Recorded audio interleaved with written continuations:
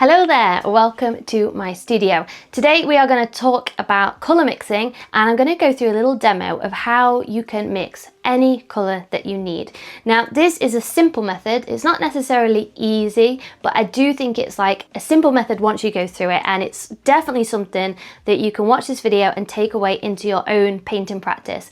This video also might be one of those that you want to bookmark or watch more than once, because this sort of information is exactly what people give away in their paid courses and paid programs. Okay, so I'm not gatekeeping here, I just want to help as many people with this as possible, because back in February I put out an email to all my subscribers saying, what do you struggle with the most when it comes to painting? And the number one thing was colour mixing. I went through every reply, there was hundreds, and kind of categorized all the different things that everyone's struggling with, and a lot of people said colour mixing is a huge one for me. I find it difficult understanding the colour wheel, my colours seem dull, how can I bring that vibrancy into my painting? So all these different things that we're kind of going to cover today, just to give you that confidence with colour mixing. And if you would like to go deeper with me in this subject, I will link my paid programs down below in the description if you kind of want to get some more intensive learning on this. So let's dive into the 3 things that you need to decide and make sure on before you start mixing any colour. Now I remember back in the day when I first started painting, colour mixing was kind of like a guessing game for me. I would kind of think, oh, I kind of have an idea of the colour I want, and I just add bits and bobs and just kind of like hope for the best. And of course, very often that ended up in the wrong colour mixture. And sometimes I would just kind of scrap it and I'd add so much paint and feel like I've wasted so much paint, and I'd just scrap it and start again because it would just go so wrong. And if anyone's in that space, don't feel down, because I was there for quite a long time. Really, that's just an opportunity for you to dive deep into colour mixing and really understand how to mix those colours. And I tell you what, as artists we can sometimes feel overwhelmed by all those complicated words like hue and colour intensity and all these things, and it just makes my brain shut down. So if that's you as well, please note that mixing colours is an intuitive process. You don't need to know the names, to know the labels, to know how to do it. I think a lot of artists' brains don't work that way. So I am very intuitive when it comes to colour mixing. So if that's you as well, do not worry, this video is going to be really helpful. So there's 3 things we need to decide first. The first one is, what colour category does this colour sit in? So I'm going to bring up a colour wheel here, and what that really means is which is the predominant colour that you want to mix, and that's going to give you a really good starting point so that you know which colours to choose when it comes to your paint tubes. The second thing that you need to really understand is, how saturated is this colour? Is it a really intense, vibrant, heavily saturated colour, which means that the colours are very vivid, or is it more of a muted or softer colour and it's more desaturated? And the third thing is the value. How light or dark is this colour? Is it very light, in which case we would need to add lots of white? Or is it darker, in which case we don't need to add as much white and we can just keep the pigment there? So those are the 3 things that really will determine how you choose to create your colour mixture. So let's go in and test this out by mixing some colours together. I recommend pulling out little elements from the natural world. So I've just gone into my garden, picked out a few little bits and bobs that we can use to colour mix. I will say that the more vivid the colour mixture is you're trying to get, the easier it is. Actually, the desaturated colours are the hardest. So we'll do that last and we'll get more difficult as it goes on. But if you watch this video, I really recommend that you try this yourself. As I say, picking things out of the natural world like flowers or fruit is very often better, because those colours haven't been made like mechanically by machines, like things like this with different inks. Whereas we can pick something out of the natural world and it's a lot easier to do. So let's dive in and do some colour mixing together. So also with this exercise, I want to prove to you that you don't need all those tons of colours that you see in the art store.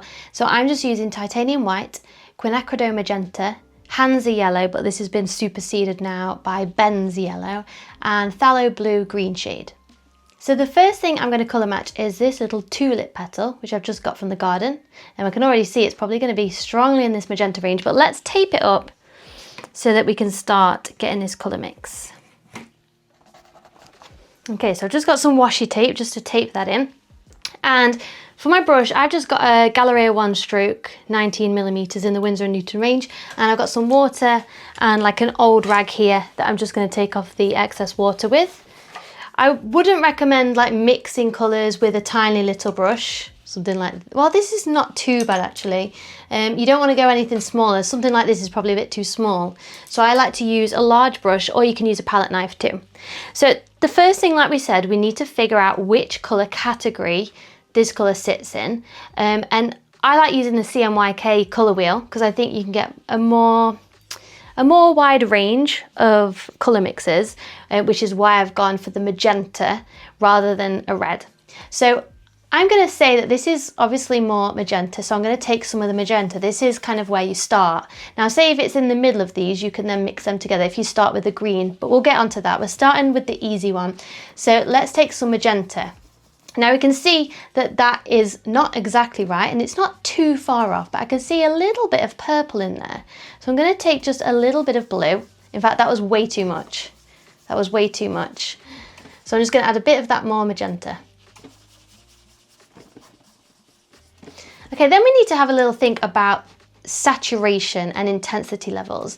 Now if we just pop that down, it's not too far off, but I would say it's a little bit less saturated than this is. This is a bit too bright and colourful. Now this is a bit of a difficult one to get your head around, but this is what I go much deeper into my programs. I'm going to add just a little bit of yellow, just to take that saturation down. Also I can see a little bit of warmth in there. Now already that feels like much more of the right colour. And then the last step we need to think about is light and dark. So how much white do we need to add?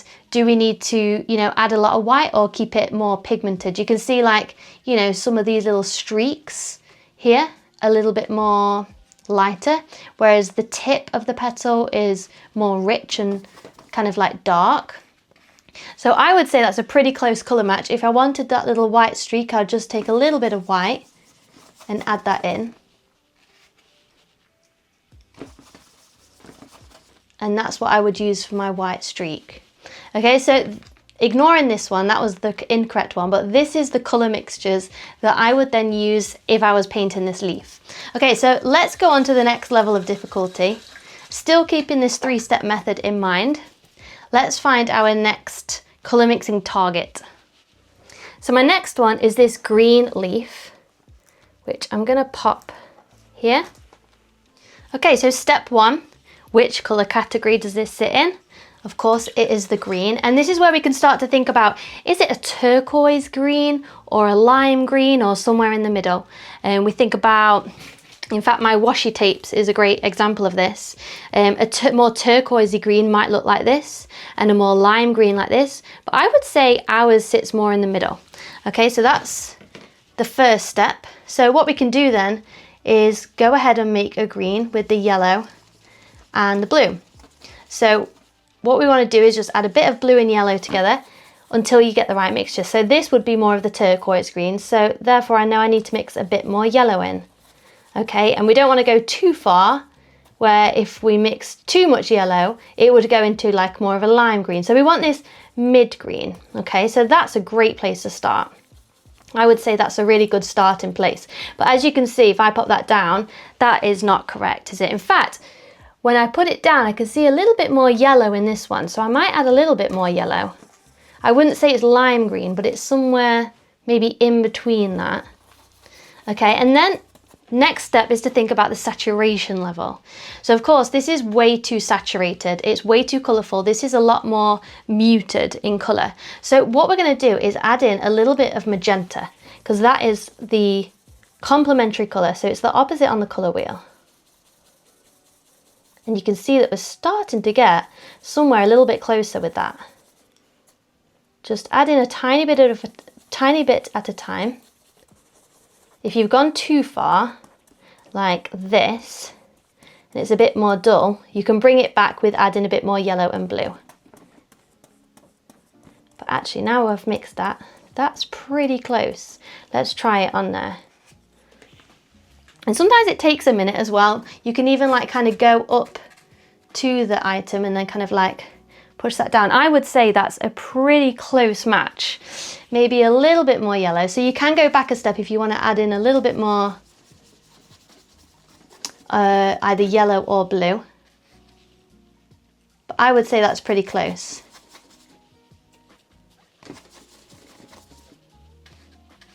Okay, so that's the colour I would use for this. Oh, and the last stage, of course, is looking at the lightness or darkness. But again, I would say that doesn't require much. Maybe a tiny bit of white, but also it's good to bear in mind that when you want to lighten a colour that's got yellow in it, very often people will just use yellow to do that. But yeah, I would say maybe a little bit light, especially where the kind of light is reflecting.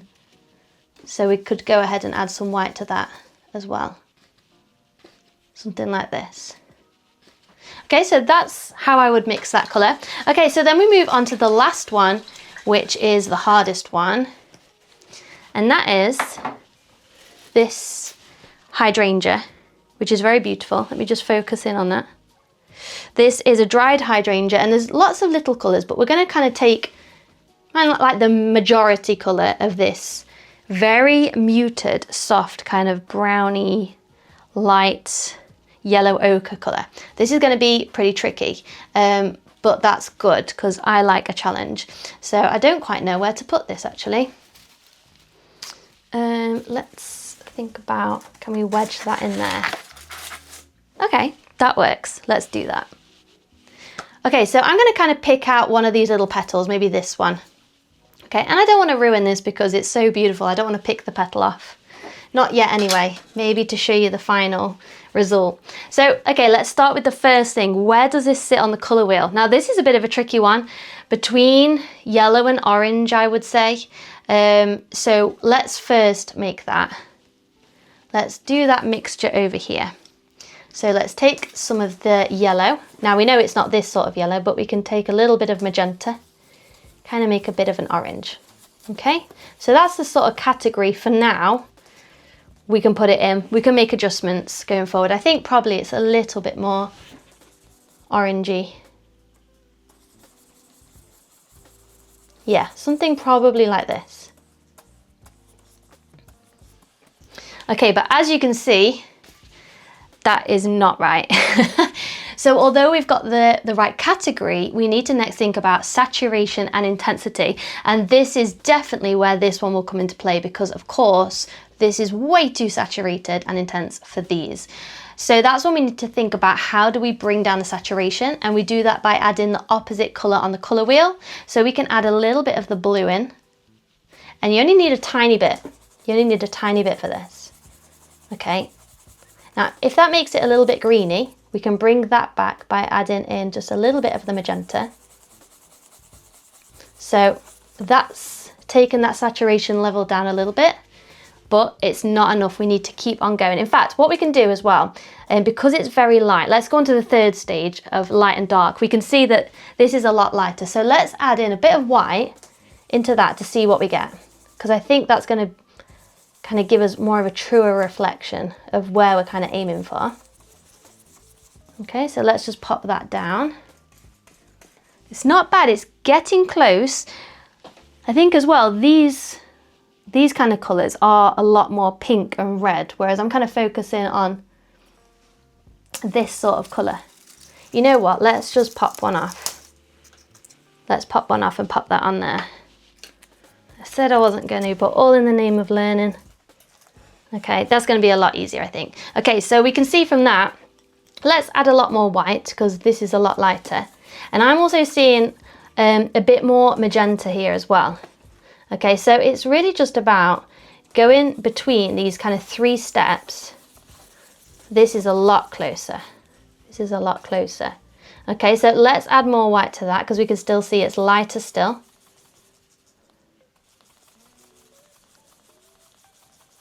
Let's see how that looks. I would say we're getting there, it's pretty close. In fact, I would say it's even more desaturated than that, so I might add in a little bit more blue. And I don't think that's right, I think that's a bit too green, but let me just try it. Yeah, it's too green, so let's add in a little bit of magenta. And it's just about kind of going between these, and it's totally normal. I mean, please don't feel put off by like taking your time with colour mixing, because it's only through adding this time that you'll get more confident and you'll start to be able, it's really just like a science experiment. It's just a formula. And you can see that that is pretty much the same colour. It's a bit shadowed because of the light. Just need to stick that down a little bit. Okay, there we go. The washi tape wasn't working very well. Okay, so that is pretty much bang on.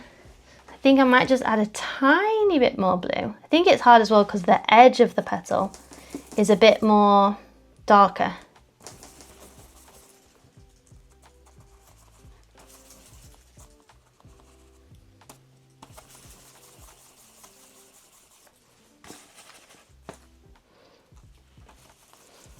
So I've just changed the colour a little bit, and then I'm adding more white to that.